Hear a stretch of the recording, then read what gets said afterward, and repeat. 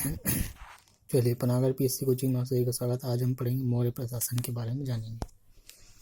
तो मौर्य प्रशासन जब जो आप चंद्रगुप्त मौर्य और बिंदुसार और एक अशोक था और एक बृहदत्त था और एक लास्ट था बृहदत्त और एक दशरथ था। इनके जो प्रशासन काल कैसा था, मौर्य प्रशासन मतलब उनकी आर्थिक स्थिति कैसी, सामाजिक कैसी थी, उसके बारे में बताता हूँ।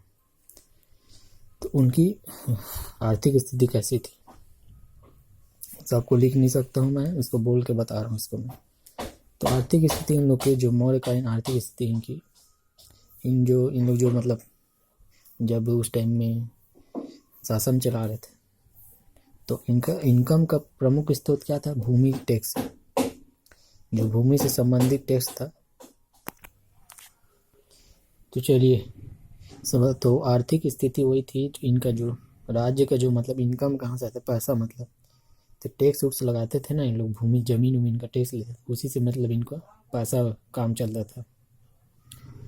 और ये लोग टैक्स कितना पटाते थे पता है? इन लोग भूमि का कर का जो है उपज का जो उपज हुआ ना, तो 1/6 भाग, जो जितना भूमि का जो उपज हुआ, जो फसल हुआ, जितना मतलब उगा है, मतलब फसल जितना फायदा में हुआ है, उसका 1/6 हिस्सा इन लोग को मतलब टैक्स के रूप में देना पड़ता है। 1/6 हिस्सा जो टैक्स के रूप में, किसके रूप में? टैक्स के रूप में इन लोग को देना पड़ता था वहाँ के व्यक्तियों को। और जितने भूमि थे, टोटल भूमि किसके? राजा के अधीन था। जो राजा था वहाँ का, जो अशोक है, बिंदुसार, जितने भी टोटल पूरे जमीन आपका राजा का था, इसको याद रखना। जो इसी टाइमिंग में इन लोग के टाइम में एक प्रसिद्ध बंदरगाह था जो पूर्वी तट, जो कोलकाता के पास था, ताम्रलिप्ति था एक बंदरगाह में। क्या था बंदरगाह में? देखिए, ताम्रलिप्ति था एक, पहला नंबर। दूसरा था एक आपका पश्चिमी तट ऊपर में था भृगु कक्ष। पहला था ताम्रलिप्ति, दूसरा था भृगु कक्ष, इसको याद रखना। और जो बिक्री करके नहीं देता था ना, उसको मृत्यु दंड दिया जाता था। जो व्यापार, इन लोग का ऐसा रूल था, व्यापार के लिए मतलब नहीं दिया जाता था पैसा, मतलब टैक्स अगर नहीं पटाता था व्यापार के लिए तो उसके लिए उसको मृत्यु दंड था, ऐसा नियम बनाया गया था। इनके सिक्के में बताता हूँ इन लोग के सिक्के में क्या क्या थे। तो इनके सिक्के में पर्वत भी रहते थे, है ना। उनकी मुद्राएं में पर्वत बना रहता था, किसी में मयूर बना रहता था, किसी में चांद उनका चिन्ह मतलब छाप रहता था, चांद, है ना। तो अधिकतर इन लोग रजत मुद्राएं मतलब ज़्यादातर मतलब उनके द्वारा चलाया गया, जो चांदी के सिक्के इन लोग के द्वारा चलाया जा रहा था। उसी में मतलब जो चांद है और पर्वत है, मयूर का उसका डिजाइन उसमें छपा रहता था। और जो अशोक ने थोड़ा अलग टाइप का सिक्का बनवाया। तो अशोक के जो चांदी का सिक्का बोला जाता था उस टाइमिंग में करसापर्ण। चांदी के सिक्के को क्या बोला जाता था? करसापर्ण। किसको बोल? चांदी के सिक्के को बोला जाता था, इसको याद रखना। एक पर्ण भी होता था, इसको भी चांदी का, पर्ण नाम का होता था, वो भी चांदी का होता था। एक काकनी है, एक तांबा का होता था। एक सुवर्ण था, ये भी सोने से निर्मित होता था, सोने से बनाया जाता था। मतलब ये सिक्के का प्रकार है। एक अर्पाणन भी चांदी का होता था, पर्ण आपका चांदी का होता था, ककनी चांदी का बनाया जाता था, स्वर्ण भी सोने का बनाया जाता था। एक मासक था, ये तांबे का बनाया जाता था। इसका बनाया तांबे का। एक रूप दर्शक अधिकारी होता था जो मुद्राओं का परीक्षण करता था। एक मतलब इन लोग का टेस्टिंग होता था, जितने सिक्के थे इसका टेस्टिंग अधिकारी होता था एक, जो उसको रूप दर्शक बोला जाता था। टेस्टिंग अधिकारी जिसको रूप दर्शक बोला जाता है। प्रधान उद्योग सूती वस्त्र उद्योग था। इस टाइम में मौर्य काल में ज़्यादातर क्या था? सूती वस्त्र का उद्योग का मतलब व्यापार होता था। इसको याद रखना। अब मौर्य काल में जो कृषि है, जो कृषि है क्या है, मतलब मौर्य काल में कृषि प्रधान देश था। मतलब कृषि काफ़ी लोग करते, अधिकतर पूरा कृषि पर ही निर्भर थे। और सूती वस्त्र भी था, ऐसा नहीं था। जो उद्योग बने थे, सूती कपड़ा का मतलब व्यापार होता था उस टाइम में, उद्योग भी था। ज़्यादातर अधिक संख्या में किसान थे।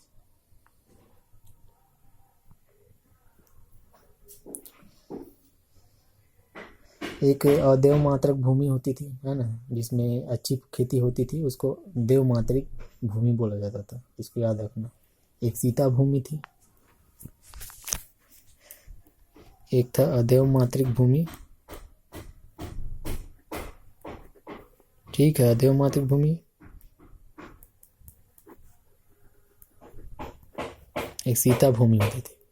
इस सीता भूमि का एक उसका अध्यक्ष होता था, सीता अध्यक्ष। क्या होता था? सीता अध्यक्ष होता था, अधिकारी होता था। सरकारी भूमि थी जो देख रेख करता था। ये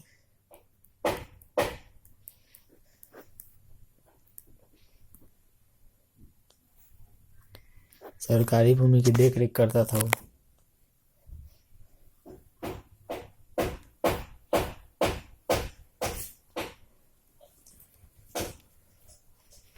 क्या बोल रहे हैं इसमें? सीता भूमि होती थी, सीता अध्यक्ष। सरकारी भूमि होती थी, ठीक है, इसको याद रखना। अब बलि था, बलि जो दिया जाता है एक प्रकार का धार्मिक कर था। बलि क्या था? एक प्रकार का धार्मिक कर था, इसको याद रखना। तो भाग एक भाग के रूप में याद रखिए। भूमि कर में राजा का एक हिस्सा होता था। भूमि जो टैक्स, उससे आप जान रहे, हिस्सा जो है, एक हिस्सा किस में होता था? जो उपज का हिस्सा, उसमें एक हिस्सा जो उपज का, जो भूमि का जो टैक्स होता था, उसमें राजा का हिस्सा होता था। 6 का जैसे एक हिस्सा, 1/6 है, तो 6 का एक हिस्सा राजा का होता था। ऐसा मतलब उन लोग का नियम बनाए थे टैक्स के रूप में। ये सरकारी भूमि थी, सीता भूमि। इसका एक अध्यक्ष भी था, सीता जो अधिकारी होता था, सीता अध्यक्ष। और एक बलि था। बलि का बताना, एक धार्मिक कर था, टैक्स था एक ना। बलि मतलब ये बलि देना नहीं, टैक्स मतलब पटाया जाता था बलि के धार्मिक रूप में। इसको याद रखना।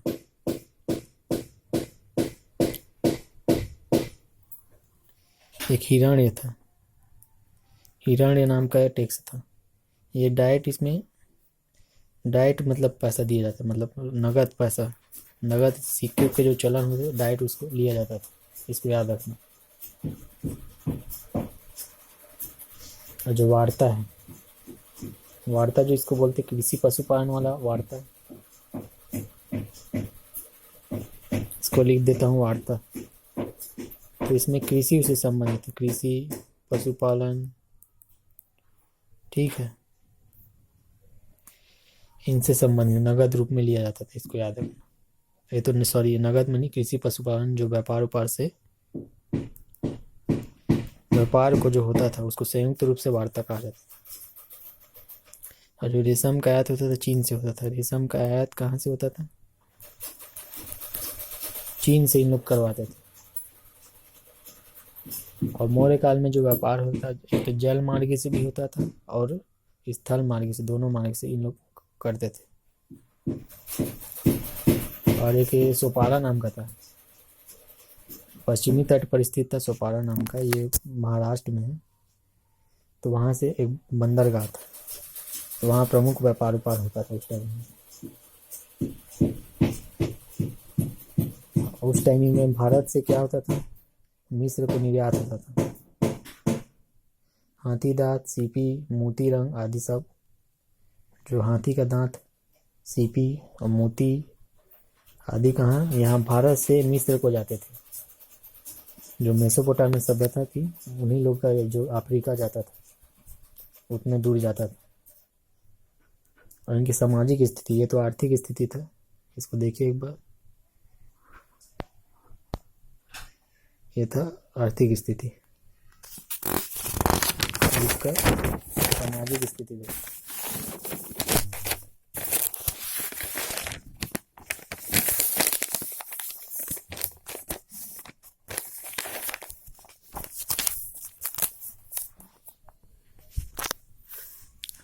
इसकी सामाजिक स्थिति देखते हैं।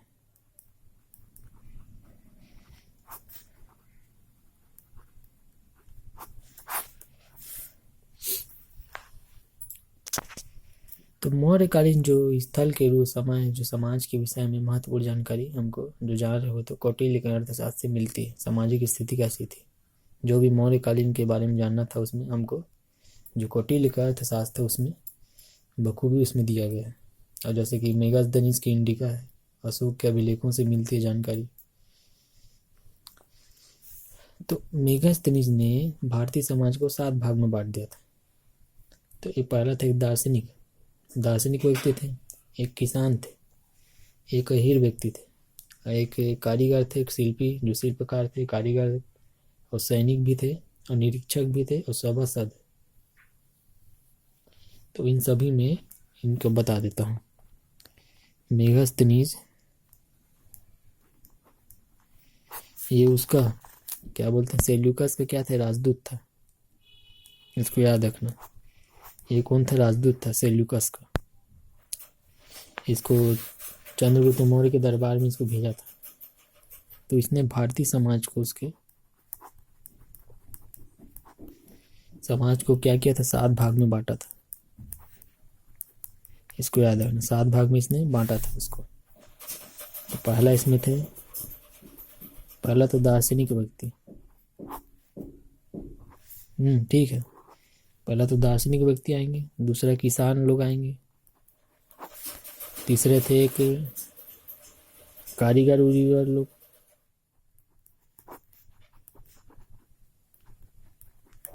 कारीगर शिल्पी लोग, चौथे थे अपना सैनिक,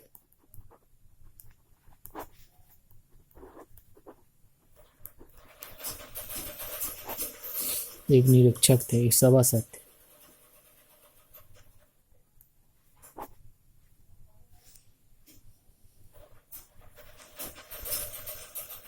क्या बोल रहा हूँ, सभासद था, ठीक है। इसको याद रखना, निरीक्षक था, सभासद था, सैनिक था,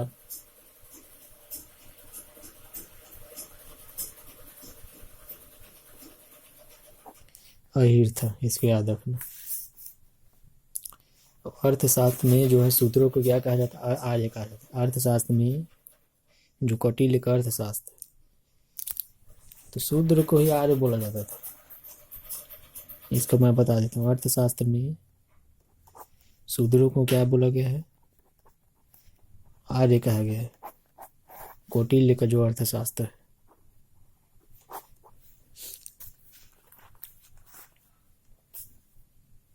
अब इनका जो स्थितियाँ बता देते हो। स्त्रियों की स्थिति ठीक ठाक थी, है ना। उनमें जो सती पर जो पुनर्विवाह का नियोग प्रथा भी उनका प्रचलन था। पुनर्विवाह का क्या था, प्रचलन था उसमें। नियोग प्रथा भी प्रचलित थी। नियोग प्रथा भी उस टाइमिंग में क्या थी, प्रचलित थी। इसको याद रखना, ठीक है।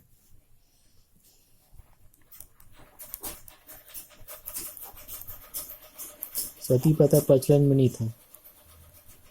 सती प्रथा क्या था, प्रचलन में बिल्कुल भी नहीं था। इसको याद रखना। और तलाक उलाक की व्यवस्था थी, तलाक की अनुमति थी। इसको याद रखना।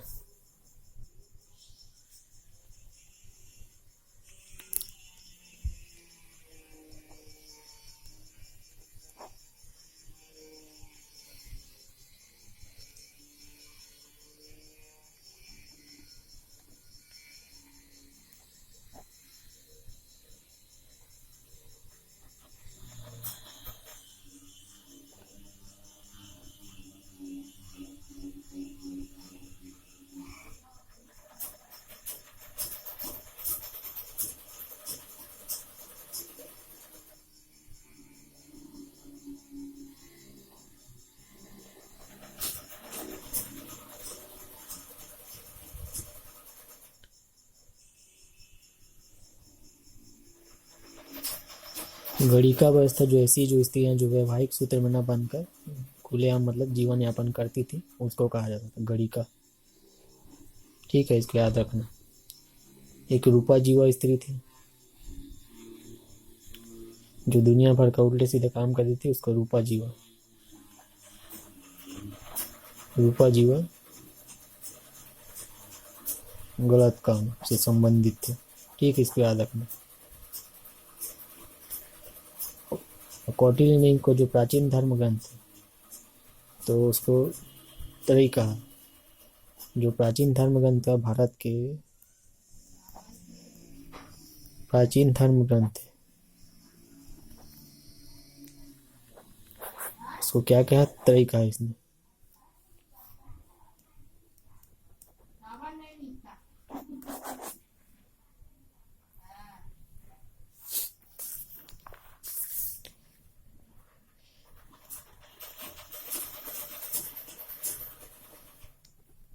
मौर्य काल में क्या हुआ? मूर्ति पूजा आरंभ हुई।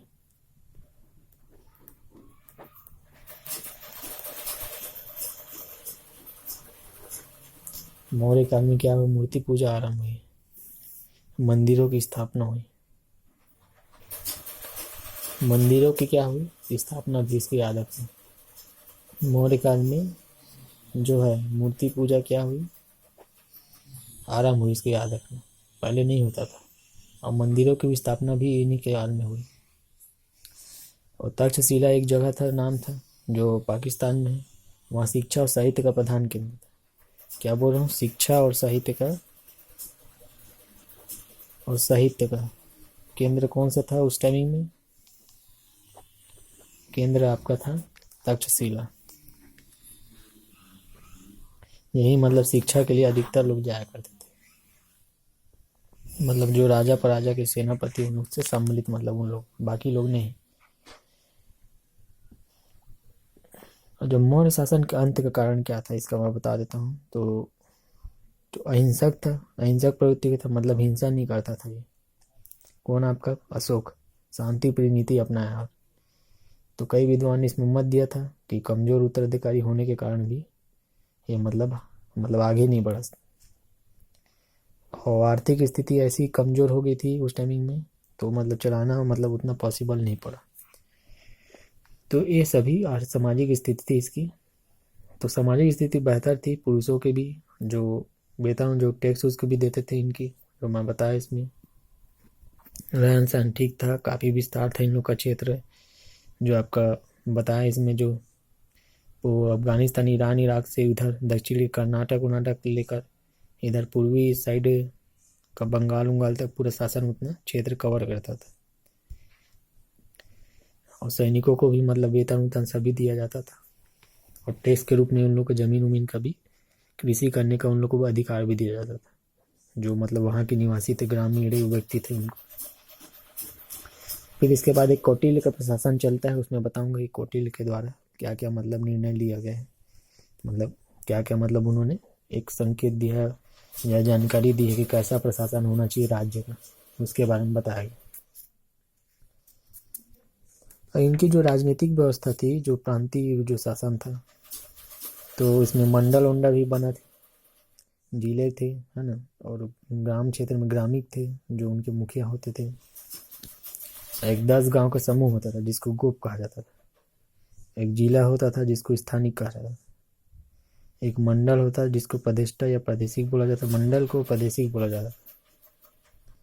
और प्रांत सबसे बड़ी इकाई थी उस टाइमिंग में, प्रांतीय शासन का बता रहा हूँ, क्योंकि 4 प्रांत में बटे थे। तक्षशिला के नीचे का उत्तरापद, दक्षिणापद, प्राची और अवंती। क्या बोला? उत्तरापद, दक्षिणापद, प्राची और अवंती, ऐसे करके 4 प्रांत में बटे हुए थे। तो प्रांत का मैं पता हूँ। हर प्रांत में प्रांत का मुखिया एक प्रांत होता था, सबसे बड़ी इकाई थी। फिर उसके नीचे मंडल होता था, फिर जिले होते थे उसके नीचे, फिर 10 गांव का एक समूह होता था और एक ग्राम होता था, सबसे नीचे छोटी इकाई। ऐसे उन लोग का प्रशासन चलता था। ठीक है, फिर अर्थशास्त्र में जो कौटिल्य के द्वारा जो बताया गया उसका देखेंगे। तो चलिए, वीडियो देखने का आप सभी का धन्यवाद।